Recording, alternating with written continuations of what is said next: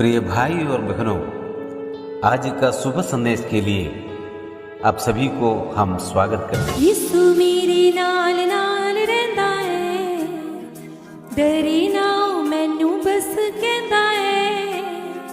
यीशु मेरे नाल नाल रहंदा है, डरी ना मैनू बस कहंदा है। फिर क्यों डरा मैं, फिर क्यों डरा, मेरा जिंदा खुदा मेरे नाल है। फिर क्यों डरा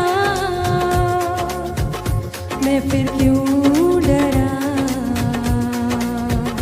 मेरा जिंदा खुदा मेरे नाल है। आज का संदेश प्रभु के दास टीवी एंटनी अंग्लेश्वर से बांटा जाएगा। प्रार्थना के साथ सुनिए। जय मसीह की।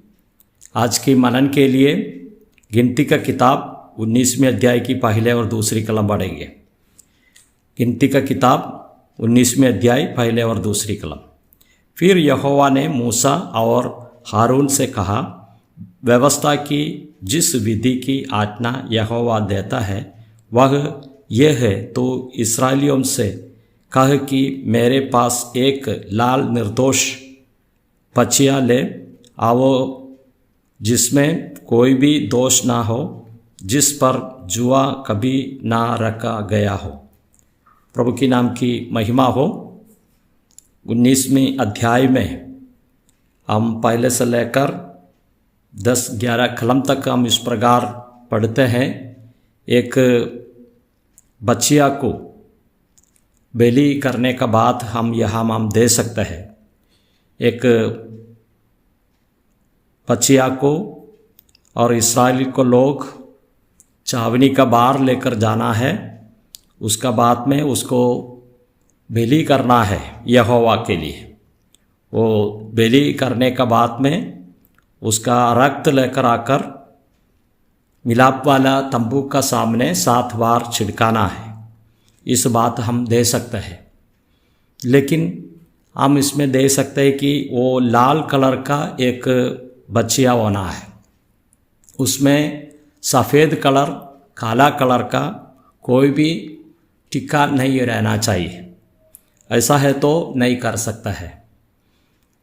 और एक लाल कलर की और बच्चियों को लेकर आकर इस प्रकार बलि करना है।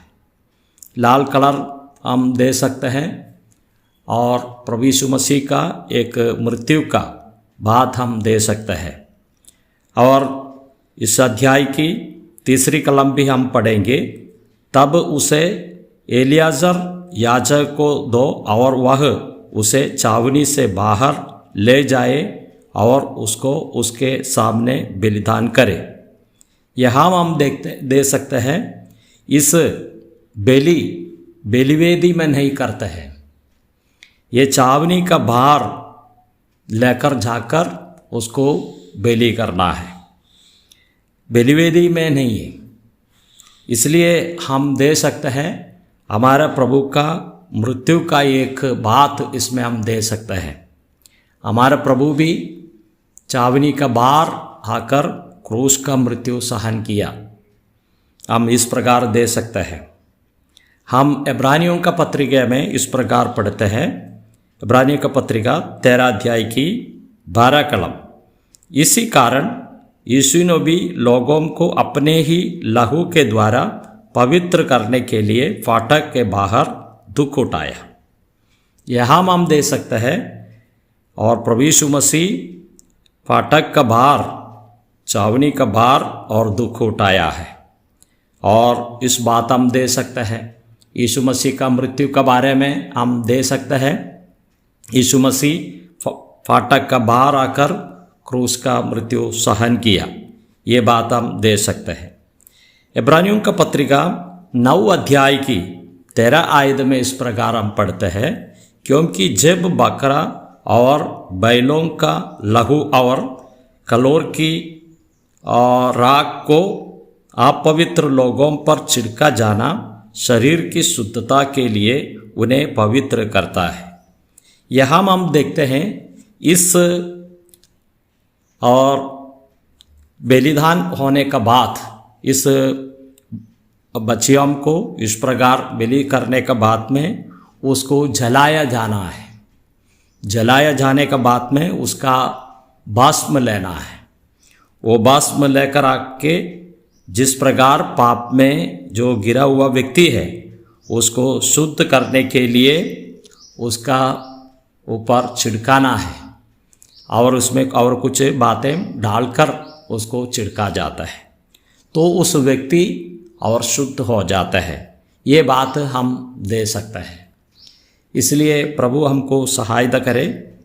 और नए नियम में और भी एक कलम भी हम पढ़ेंगे, इब्रानियों का पत्रिका 10वें अध्याय की 10वीं कलम।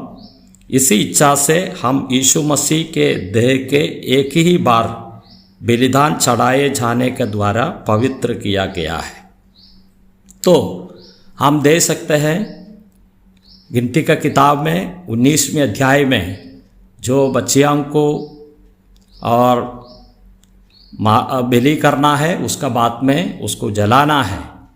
ये बात नए नियम में यीशु मसीह का लहू का संबंध में दिखाता है। हम इस प्रकार हम दे सकते हैं, उसी इच्छा से हम यीशु मसीह की देह के एक ही बार बलिदान चढ़ाए जाने के द्वारा पवित्र किया गया है।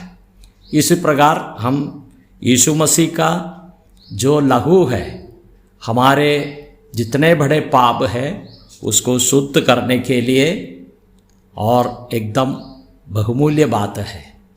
प्रभु हमको सहायता करे।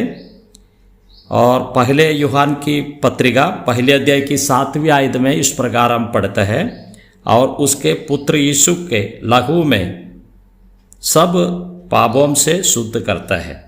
हम देखते हैं यीशु मसीह का लहू का द्वारा हमारा सब पापों को और शुद्ध करता है।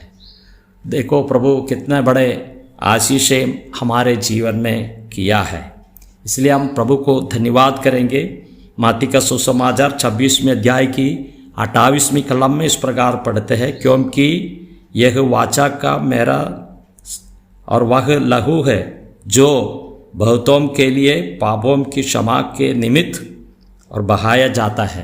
प्रभु यीशु मसीह जिंदा रहता समय में और शिष्यों को इस प्रकार कहते हैं, ये मेरा पाप और जो मेरा रक्त है वो सभी लोगों का पाप के लिए क्षमा देता है। लेकिन किसको पर प्रभु को पर विश्वास करता है उसको पाप का क्षमा मिलता है। हम प्रभु को धन्यवाद करेंगे। 19वें अध्याय और गिनती का किताब पहले से लेकर हम पढ़ते हैं, जिस प्रकार एक लाल बच्चियों को लेकर आकर और बलि करना है, यीशु मसीह की और रक्त को दिखाते हैं। और प्रभु की जो रक्त है पाप का क्षमा के लिए आज हमारे लिए है। इसलिए हम परमेश्वर को धन्यवाद देते हैं और प्रभु को हम स्तुति करते हैं। और इसलिए और 2000 और साल पहले प्रभु हमसे प्रेम किया, वो प्रेम के आधार पर और इस पृथ्वी में आए। उसका अंतिम समय में और सभी मनुष्य के लिए पाप के लिए क्रूस में उसका लहू बहाया है और उसका सिर को पर कांटों का मुकुट रखा गया, दोनों हाथों में पैरों में किल्ला मार दिया, कोड़े से बहुत कुछ मार खाए, शरीर में जितने लहू है हमारे लिए बहा दिया। अंतिम समय में पिता के पास में अपने आत्मा को सौंप दिया और मृत्यु पाया।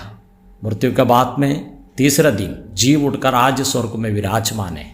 प्रभु फिर आएंगे, इस प्रकार का वायदा दिया। आज जितने लोग प्रभु को विश्वास करते हैं वो लोगों को पाप शुद्ध करता है। प्रभु का वचन की शक्ति को हम दे सकते हैं। जितनों ने प्रभु यीशु मसीह को ग्रहण किया, परमेश्वर का संतान होने के लिए अधिकार दिया, ये लोगों का जीवन में जो पाप आता है उसको शुद्ध करता है। जितना भी नहीं, उसका पहले जो जन्म पाप है वो पाप को पूरे प्रभु यीशु मसीह का लहू के द्वारा शुद्ध किया है। इस प्रभु को हम आराधना करेंगे और स्तुति करेंगे। उसकी नाम की महिमा हो। जय मसीह की।